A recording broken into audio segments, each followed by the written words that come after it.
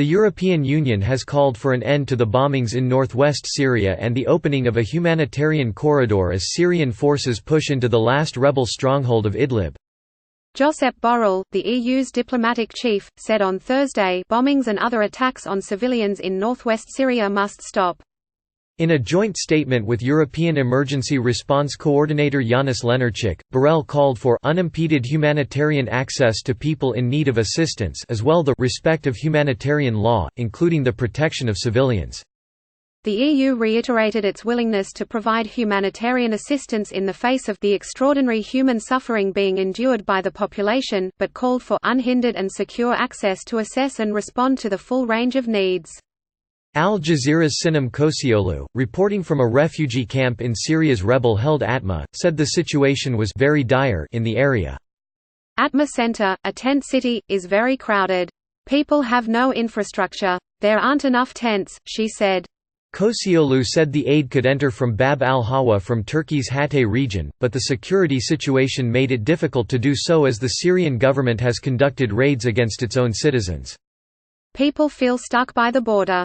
They can't enter Turkey, they can't go back home, they can't receive proper aid and public service, she said. Backed by Russian airpower, the Syrian government forces have intensified its attacks since December to gain ground in Idlib.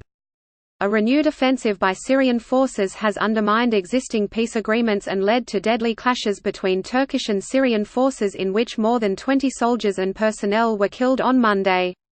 Meanwhile, Turkey on Thursday urged Russia to press for an end to the Syrian government offensive in Idlib. We expect Russia to stop the regime as soon as possible, Turkey's Minister of Foreign Affairs Mevlut Cavusoglu told reporters in the Azerbaijani capital Baku. Turkey and Russia back opposing sides in the Syrian conflict, but have worked to find political solutions in Idlib. Cavusoglu said Turkey's President Recep Tayyip Erdogan and his Russian counterpart Vladimir Putin could meet if needed. Kremlin spokesman Dmitry Peskov also said there were no plans currently for Putin and Erdogan to meet, but that such a meeting could be quickly organized if needed.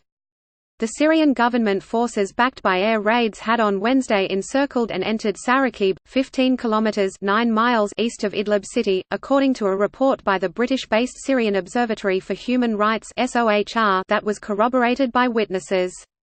The town lies at the junction of two main roads that President Bashar al-Assad seeks to fully control under the campaign to regain Idlib province, the last rebel bastion in the nearly 9-year-long civil war. The swift advance towards Idlib city has caused a new exodus of thousands of civilians towards the border with Turkey, which backs some rebel groups fighting al-Assad.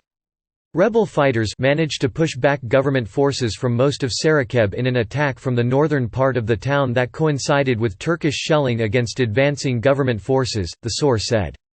Witnesses said government forces came under shelling from Turkish observation posts in the area, which were established last year under a deal with Moscow.